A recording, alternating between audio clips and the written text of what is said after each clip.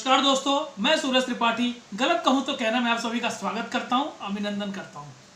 आज का जो मेरा विषय है वो है अंधेर नगरी चौपट राजा। आप सोच रहे होंगे ये कोई कहानी सुनाने वाला है। बचपन में हमने बहुत कहानी सुनी थी ना इसके ऊपर, लेकिन ये कोई कहानी नहीं है, ये हकीकत है। पिछले कई सालों से और कई दिनों से हमारे साथ जो हो रहा है उसके ऊपर एक छोटी सी व्यथा आपके सामने रखना चाहूँगा। देश में कोरोना आया, बहुत बड़ी बीमारी है, पूरी दुनिया पर आया है देखा जाए तो, लेकिन हम हिंदुस्तान में रहते हैं तो हम हिंदुस्तान की दृष्टि से बात करेंगे। हमने बाकायदा सारी चीज़ों का पालन किया, हम अपने घर में भी रहे, हमने चीज़ों का ध्यान भी रखा, अपना भी ध्यान रखा, अपने परिवार का भी ध्यान रखा। जिस तरीके से हमें आदेश दिया गया था हमने उस तरीके से काम किया। हमने बाकायदा आपके कहने पर हमने थाली भी पीटा, हमने दिया भी जलाया, लेकिन उसका असर क्या दिखा? उसका असर ये दिखा कि हमको आपने कह दिया कि आत्मनिर्भर बनो। सर ऐसा है कि पिछले हम जब से पैदा हुए हैं हम तब से आत्मनिर्भर ही हैं। हमने आज तक ना सरकार की एक रोटी खाई और ना खाएंगे, उल्टा हमारे घर पे आके नेता लोग खा के जाते हैं। हमारे वोट से वो प्रधान बनते हैं, हमारे वोट से आप प्राइम मिनिस्टर बने। सर भूल गए आप? हम तो नहीं भूले। तो आपने निर्भर जो आपने कहा वो पहले तो आप बन जाइए, आपकी सरकार बनाइए, तो आत्मनिर्भरता की कहानी आप अपने पास रखिए। दूसरी चीज़, देश में जो वातावरण हो रहा है, लोग एक दूसरे की, खास करके मिडिल क्लास फैमिली की जो व्यथा, मैं कहूँगा कि हम एक दूसरे की मदद भी करते हैं, अपनी भी मदद करते हैं, और कोई ऐसी प्रॉब्लमेटिक सिचुएशन पे हम किसी के ऊपर बोझ नहीं बनते हैं, और ना हमने कभी लोड लिया है किसी चीज़ का, और लेंगे तो भी आपको हम महसूस नहीं होने देंगे। अंधेर नगरी चौपट राजा इसलिए मैं कहना चाह रहा हूँ कि देश में इतना अंधेर चल रहा है। मुंबई महाराष्ट्र की बात करूँगा, इस टाइम सबसे ज़्यादा केसेस कोरोना के यहाँ पे हैं। आपको पता है, जबकि लॉकडाउन लगा हुआ है, सबको कहा है अभी इस टाइम पे फिर से लॉकडाउन लगा है जो स्टेट वाइज लगता है।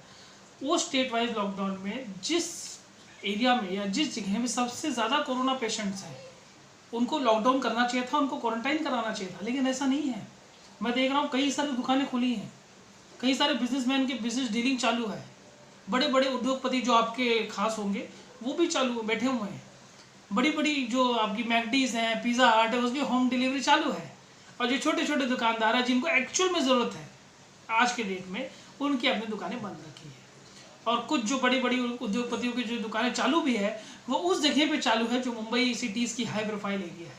मतलब कोरोना जो है वो सिर्फ गरीबों के पास आएगी, सिर्फ मिडिल क्लास के पास आएगी, आपके अंबानी अडानियों के पास तो नहीं आएगी कभी, ऐसा आपका मानना है। चलिए, नेक्स्ट बात ये है कि जहाँ तक देखा जाए हॉस्पिटल्स की जो आप बात करते हैं, गवर्नमेंट हॉस्पिटल्स की आज के डेट में कोरोना वायरस और कोरोना पेशेंट्स की हालत ये है कि उनको पूछा नहीं जाता है। अगर किसी इंसान को कोरोना महसूस भी होता है, अगर हॉस्पिटल भी जाता है तो उसका नंबर आते आते वो पेशेंट ही खत्म हो जाता है। और प्राइवेट हॉस्पिटल्स की तो क्या बात करें साहब, जिस इंसान के पास 4 महीने में अपने राशन के लिए पैसा नहीं है, वो इंसान आपके हॉस्पिटल का 4 लाख 5 लाख बिल कहाँ से देगा? तो प्रधान साहब, ऐसा है कि सरकार चलाना और सरकार की व्यथा देखना और सच में पब्लिक की हालत क्या है वो जाने बिना आप किसी भी तरीके की भाषण मत दिया करिए। ना अपने मन की बात, अपने मन की बात बिल्कुल ना कीजिए, गरीबों की मन की बात कीजिए। जो लोग तकलीफ़ में हैं, जो तकलीफ़ में हैं, जो परेशान हैं, उनके मन की बात कीजिए। तो हो सकता है कि अगले चुनाव में फिर से हम आपका साथ दें, लेकिन आपका यही नज़रिया रहा और यही तरीका रहा तो अगला जो चुनाव है बड़ा मुश्किल है आपका। मैं ये भी जानता हूँ कि आप बहुत बड़े ब्रांड मैनेजर हैं, बहुत बड़े मार्केटिंग हेड हैं आप फिर से कुछ ना कुछ तिकड़म लगाएंगे और उस टाइम फिर जीत जाएंगे, ये भी जानता हूँ मैं। इस बार भी कैसे जीते दुनिया जानती है, लेकिन चुप बैठे हैं, क्योंकि चुप बैठना ही पड़ेगा ना साहब, क्योंकि हम सब काम करने वाले लोग हैं। और यहाँ पे आपने पाले हैं अपने भक्त, जिनको अगर सच्चाई भी बताओ, और लेकिन मैं माफ़ करना चाहूँगा, भक्त भी नहीं कहूँगा, मैं उनको अंधभक्त कहूँगा, क्योंकि उनको अगर सच्चाई भी बताओ तो उसके सामने भी वो अलग तरीके का चश्मा पहन के बैठे हुए हैं। तो ऐसा नहीं होना चाहिए। देश में सबको अधिकार है हर चीज़ कहने का, बिल्कुल मैं मानता हूँ, लेकिन हर चीज़ समझने का भी अधिकार होना चाहिए। तो देश में ये जो अंधेर नगरी चल रही है, ऐसे बहुत सारे मुद्दे हैं, बहुत सारे किस्से हैं, लेकिन मुझे ऐसा लगा कि 2-3 मुद्दों के ऊपर कहना बहुत ज़रूरी था, इसलिए मैं इस वीडियो को आया हूँ। दोस्तों, अगर आपको लगता है कि मेरा जो मुद्दा है वो सही है तो इस वीडियो को लाइक और शेयर करना ना भूलें। धन्यवाद दोस्तों।